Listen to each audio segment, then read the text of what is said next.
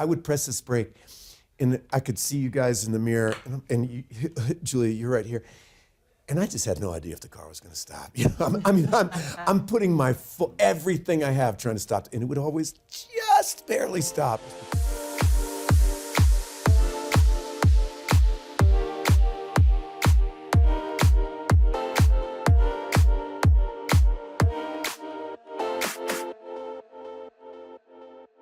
Thank you all for joining us at our Sundance studio. And Ethan, I wanted to start with you because you are quite prolific. It feels like every year you're in several movies, TV shows, and I just wondered what goes into saying yes to a project for you.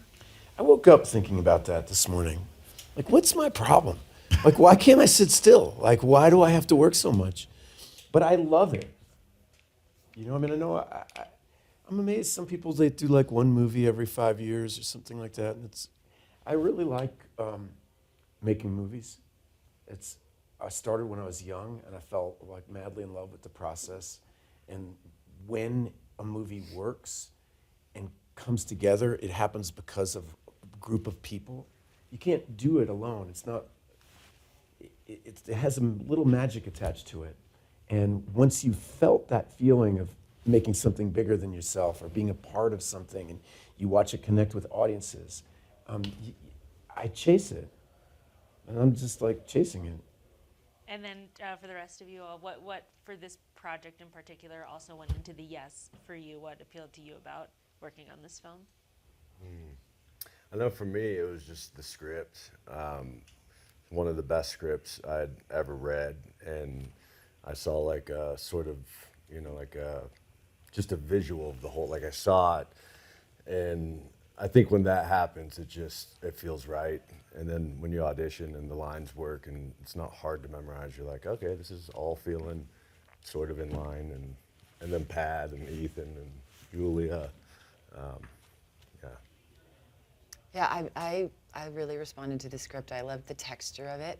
It is sparse, and so it felt like there was a lot of storytelling that would happen in between the lines, just in the stillness or the chaos or whatever it was.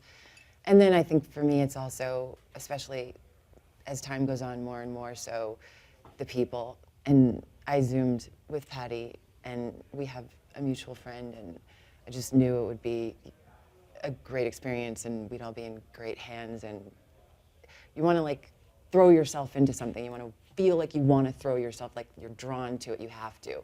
And I had that feeling for this. I remember reading it and feeling like this would be a movie I would really like to see this movie. Yeah. I would like, if this movie was well done, I would really want to see it. Yeah. And that wakes you up in the morning to go to set. Yeah, for me, I was an opportunity to keep working with Ethan after Good Lord Bird, as we were just talking about earlier. And the script came to me from the fields, and we sat down and we sort of redeveloped it and rethought it. And it was just a great chance to have a partnership with Ethan. After the script was done, then it was once I never spoke to anyone besides Julia for the role. Austin was, like I was telling him last night, as soon as I heard he was able to do the movie, he was the guy, and it was a great sort of tight-knit crew, and it was fun to do. But saying yes was easy. It was just to continue to work with that guy. I knew that if these two roles weren't played at the top tier, the movie wouldn't work. Mm-hmm. We felt so lucky that you guys joined the band, and you were just absolutely necessary. And it was every day working with this team was so fun, even if it was 4 a.m. in the woods or with crazy weird bugs and things falling on our heads. When you're with good people, you feel like you're telling a story, and that feels good. This film is set around the Great Depression, and I was wondering what kind of things do you need to keep in mind while you're filming a period piece that the average viewer might not be thinking about? Oh, that's a good question. Especially, it's 1933 Oregon, and we shot it in Bavaria. So there was a lot of things, architecture, technology, the obvious things, street lights, cables. But luckily, we were in the woods, a lot of it. And so what became really standout important was we were able to tell a lot of our period through the costumes. And so the costumes had to be authentic, so the makeup, the hair, the makeup, the haircuts, all of that had to be, spot on. And we wanted a modern feel to the movie, but of course we didn't want to betray the period of it. Ethan, this feels like a very physical role for you in particular. Were you doing your own stunts? Were you throwing punches and recklessly driving that car? What was your prep like? Well, I try to figure out how to answer that question. Tom Cruise has totally changed what's expected from actors. Some part of me is getting angry over the years because everybody feels like you're somehow less if you use a stunt team. What I loved about these people, when your previous question about the period, is this is a time when people were less specified. I would think with Murphy, I would think so much about my grandfather who grew up on a farm, who played professional baseball, who was a sports writer, who was a politician.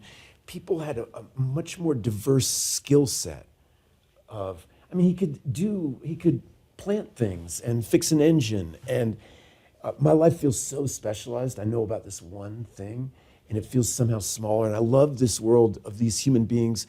It was the connection to nature, to the natural world, to each other. And what I liked about our movie is there were no ridiculous stunts. It's human. It's more of a 60s, 70s action movie where it's not about things blowing up. It's about human beings trying to master themselves in a situation that's extremely high stakes. So most of the stunts were things we could do. They weren't superhero kind of things. It was, Julie and I would just spend days, in a log jam in a freezing cold river in the Bavarian forest. And it was dangerous, actually. And you had to be cognizant, and what's so hard about that is to keep playing your character and to keep telling the story. I don't have a lot of experience with that, so I kind of enjoy it. Does that answer the question? Yeah, well, I don't, even with the stunts, it doesn't have to be things blowing up, but were you really holding your breath underwater in that sequence? Can you hold your breath for a long time? That was how underwater? Julie and I met. Our first day. Our first day, we had to kiss underwater just to rehearse to see if I didn't know how long I could hold my breath. And it's one thing to hold your breath when you're hanging out with your kids and playing games. It's another thing when there's a giant camera crew and everybody's waiting on you. And then drop the temperature in you're not in a pool, you're in a river and it's freezing. You're physically exerting yourself. And that's what makes it really hard. And then you have to act like you're panicking, but not let your actual body panic, because as soon as you really panic, you really need to breathe. So I heard about Kate Winslet holding her breath for 19 minutes or something like that. I can't compete with that. Where are you at? I did all right, didn't I? You're really good. He had to do it multiple times. Yeah. Which was impressive. I'm going to jump in on that question because Ethan's not saying it. He did every single stunt, including driving Those cars. old cars with these insane, they were sort of grandfathers of hot rods with insane clutches and shifters. And he did every single stunt except one little wide shot after he almost tore his hamstring off the bone. Yeah. And that was about 2 days later. He was shooting the fight scene, a big fight scene, and a swinging bridge scene with the bad hamstring. He did every shot. What were you going to say? Well, I just remember at one point looking at you and being like, I don't feel like myself. I don't feel like my character. I feel like a body. I just feel like a body, which is probably how it felt to be in the situation, but you're just trying to. I'm lungs, a heart. Yeah. I'm eyeballs. I'm alive. The worst, the scariest moment in the whole shoot is actually so simple, which is I had pulled my hammy, and it really hurt, right? But okay, great. Tomorrow's just a driving day, right? These old cars and these gears and the brakes in the car, and I've got all you guys in the car, and we're trying to do these down these old dirt, and pressing the brake on that car with a pulled hand, and I swear to God, I would press this brake. And I could see you guys in the mirror, and you, Julia, you're right here. And I just had no idea if the car was going to stop. I'm putting everything I have trying to stop, and it would always just barely stop. Just before the camera. And you would see me sometimes. I would just, Just barely, and then on the other side of camera is like a mountainside. yeah. Stopped the car. Yeah.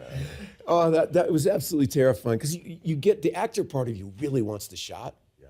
you know, and then the human being part of you really doesn't want to be responsible for killing 4 friends. Yeah. Yeah. But I never would have known that you were having that until once you were like, you know, I'm not sure if the car is going to stop. But I had no idea because you were performing. I was paying acute attention. Yeah, You were got a good you seat. were hip to how hard it was. Yeah, I was trying to keep it cool, but my leg is like shaking. Oh, no, I had Brake no is idea. on the floor and nothing's happening. Yeah, Yeah, that's Barely. accurate. Yeah. Downhill. downhill. That's really I know. Wow. In addition to the physicality, it seems like it was just a very arduous shoot being in the wilderness. What was the most memorable day on set for everyone here? Does anything stand out? I mean, for me, it was the river. Yeah. Because it was all of us and we were all there, and it was so cold, and we had to do it over and over and over again. And he was a champ. I mean, I was sort of with him carrying the logs across, so it was awesome because he would just tell me really cool stories, and it would keep my mind distracted. I'd be like, oh, I forgot I was in a river for like 20 minutes. I was just listening to him. This is amazing. I was worried about you. I was I actually was worried cold. about you. I was really like, cold. Austin, are you? Yeah, but you couldn't- start. Once your body would start to shake. Yeah, I'm good. I'm Yeah, good. yeah. He would be like, "I'm good." His teeth are chattering. He's totally blue. But Ethan's in the water like 10 times longer than anybody, so you can't. You gotta get in the water. You gotta do it. Which also, before every take, he would go underwater like a cold plunge, and I'm like, Just to look. okay, just relax. all But I right. would distract you with some prize-winning stories. No, I from mean the that was the 90s and best. stuff. That was Yeah, the best. yeah. What was the best story he Oh told? no, they were all. I can't. Yeah, they were completely dirty. I think one of my favorite nights was a night, and it was a campfire scene towards the end of the film. And this was just like, I just have never had an experience like this filming before. We're in the middle of a scene, and the camera's just roaming, and you don't know when it's on you, you don't know what it's doing. It was so loose and so relaxed, and then a guitar showed up, and Ethan started playing the guitar. Yeah. And everybody just stopped what they were doing, and we're singing and listening, and then at some point we went back into it, but that was kind That of was special. That was a magical night. Yeah. And the way you shot that scene was really, it was kind of what we'd always dreamed of doing, which is Pat was discovering the movie, and we knew it's an important moment in the movie where everything hangs in the balance, but it's a peaceful moment. It's like that quiet right before a storm, as they like to say. And we just found a scene through sitting by the fire. Yeah. It was beautiful. Yeah, I really liked.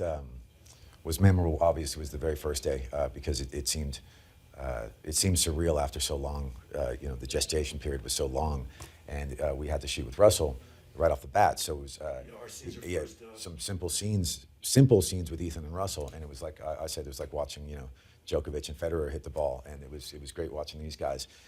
The campfire was magical, and I loved the.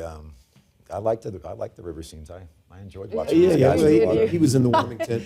But I should say, because he's not here, it was that first week was extremely intense. We had amazing sets, and Russell kicked the whole movie off. He's one of the greatest actors of all time, and he kind of came in and blessed the movie with this incredible power. There's very few in the history of movies. There's very few actors who have the combination of power and tenderness and intelligence at the same time. And to have him start us off, run the first leg of the race, he had all his hardest scenes right off the bat. And it was kind of downhill from there, because it was really, that it would be wrong not to say that. I also got to say that the reading. Yeah, Was- all right, that was great too. Yeah. I knew, you get the script, you're okay. I'm doing a film with Ethan Hawke, Russell Crowe. You're like, whatever, it's cool, but it doesn't really hit you until you go into this top floor of some German restaurant, and there's this long table, and you see Ethan Hawke's name, All the scripts laid out. you see Russell Crowe's name, and you have a Zen in your mouth that's too strong. You start sweating. You're like, oh wow, I'm doing a movie with Ethan Hawke and Russell Crowe. This is actually insane. And then we read it, and it was just, I don't know, you saw everything come together, and you're like, okay, this is going to be a really cool movie. And everyone was so engaged. So for me, that set it off. That sort of got things going. I was like, okay, I got to get on my A game. Yeah, which you did. Well, you did. The emotional core of this movie really is about a father and what he's willing to do for his daughter. And as a parent, Ethan, how did that influence your performance in the film? Well, that's what makes the script kind of timeless. And a lot of people have been talking about how great Hamnet is this year, and Jessie Buckley's performances, the power of motherhood, and you feel that through her. And I think some of the best action movies of all time are oriented in something real that we can all understand. And knowing that your daughter is in an orphanage, going to be adopted, and you're stuck in prison, I think everybody could understand why you want to break out. But it makes it emotional, and we're not there. It's not about money. It's not about greed. It's not about this. It's about love at the core baseline of it, and that's what gives it a kind of timeless quality. You have directed a movie with your daughter, Maya. Would you ever co-star in a movie with her? Oh, heck yeah. Are you kidding? I want to be with the star of Stranger Things. Did you have any advice for her after Stranger Things wrapped, career-wise? Move on. Time to move on. You got to do it. You got to do it and move on. Don't look back. You're a big cinephile, of course. Were there any performances just across the board last year that really stood out to you, or anything that you feel like should be on people's radars? A lot of things get talked about and but Tim Blake Nelson is in a movie called Bang Bang, and all things being equal, is one of the greatest performances of the year for sure. And I love it. It's a small movie, meaning it's clearly made with love and not a lot of money, but his performance is insane. Wasn't he great in it? Yeah, it was really good. I was so impressed. Yeah. Yeah. And any other movies this year that anyone else feel like you admired or should be getting more attention? It was a good year, I thought. What you got? I mean, it seems like a lot of the films, it was a great year, and they're sort of getting the attention they deserve, but I thought Jesse Plemons in Begonia was No, next level. just on another level. We were just talking about it last night, just about even the way he performed anger. It wasn't like a lash. It was in line with the character. It wasn't someone trying to show how angry they. I don't know. There's so many specificities that I just loved about his performance. Did you see him in Civil War? Yeah, He's got like one scene that like stops your heart. Oh, yeah. Yeah, he's such a great actor. Oh, and that one movie, what's it, Blue Moon? Oh, I didn't see that. Yeah. I didn't see that. Yeah, one. it's good. You should check it out. Yeah, little that fella. guy, though. Yeah. he's Pretty impressive. Yeah. Yes, Ethan was, of course, just nominated for his 5th Oscar. Did you all celebrate with him in the days following We're nomination? gonna do that tomorrow night. Tomorrow? We got a quick text. First thing I did in the morning as I was getting off the plane up here was to check the nominations and send them a text straight off the bat. But you were in New York. I don't know where you were. You were somewhere. Well, I was in not New in York. LA. Yeah, New York. And I mean, I got. We went to see a screening of it in LA with Ethan hosted, and it was just you knew. I mean, I hate to say it, but I said it to you right after. He's going to get nominated for an Academy. He has to. I mean, there's not. I did too. Yeah, there wasn't a question that it was going to happen to me. I just had to wake up and make sure that it came to fruition. And it's an unbelievable honor and well-deserved honor. I couldn't take it. I called him up the next day. I was like, dude, I just have to make sure you're still here. It was so good. Yeah, I loved it. And how are you processing your 5th nomination? I'm sitting here right now feeling so lucky that as something happened, I've put a real high value on friendship in my life, and it has really repaid me. The friendship of you guys, friendships with Richard Linklater, and the great thing about if you believe in people and you follow through on it, and they believe in you, and eventually all that works in your favor. And I'm feeling a lot of that right now, and it feels really good. One last question for you all. Our studio is presented by Audible, and so we've just been asking everybody, what is the last book, series, or podcast that you've listened to? First of all, I love Audible. You guys do a great job. Hats off. It's a great part of modern life. So, who wants to go? I might as well jump in because Jump you know in, where this, hit you know where it. this is We know going. the truth. Yeah. Tell the truth. Don't I lie. told Ethan this in Germany that I don't know how we got onto it, but every year I listen to Matthew McConaughey's Green Lights as I'm driving. I'll be driving to Northern California. I'm like, it's time for some positivity here. And, him reading it is better than I could have ever read it in my head. And every year I get I feel a little weirder for listening to it for the fifth time And I in a row. keep telling him about all the Audible books I did on tape. He could listen to me, but he doesn't. He just wants to listen to Matthew again. Ah, shut up. You know McConaughey. I know McConaughey. That's been true. No, I listen to it all the time. I love Audible. Audible is incredible. Yeah. I just fell asleep while picking up my son at school to Doors of Perception, and he opened the door and was like, "Can you listen to that like by yourself? This is really weird." I was like, "Oh shit, sorry you're here." Yeah, that's the last one I was listening to. Oh man, I am like a book person. I wish I could listen and because I think it would be really relaxing and really efficient. But I can't. I can't focus. I'm like an old school. Yeah, that's the truth. I think part of why I love Audible so much is because there's a strong strain of dyslexia in my family, and myself, my kids, different, and so with their lives were completely changed by Audible books, because my girls are really well read, and all of them struggle with reading, but they just crush book after book after book after book on Audible, and they just love it. Yeah. So I'm incredibly grateful for it. I'm going to give a shout out for the Dave Eggers' The Eyes and the Impossible, which I read on tape, which I think I'm really proud of. I really, really enjoyed reading that book. Maybe you'll be interested once McConaughey. I can't believe it. No, he's not interested. He'll look gonna at go it back. and then he'll go back to Green Lights. You just stick with what he. At least he's stick with what you honest. know works. My comfort. Yeah. Well, thank you all so much for joining us. It was great talking to you. Thank you.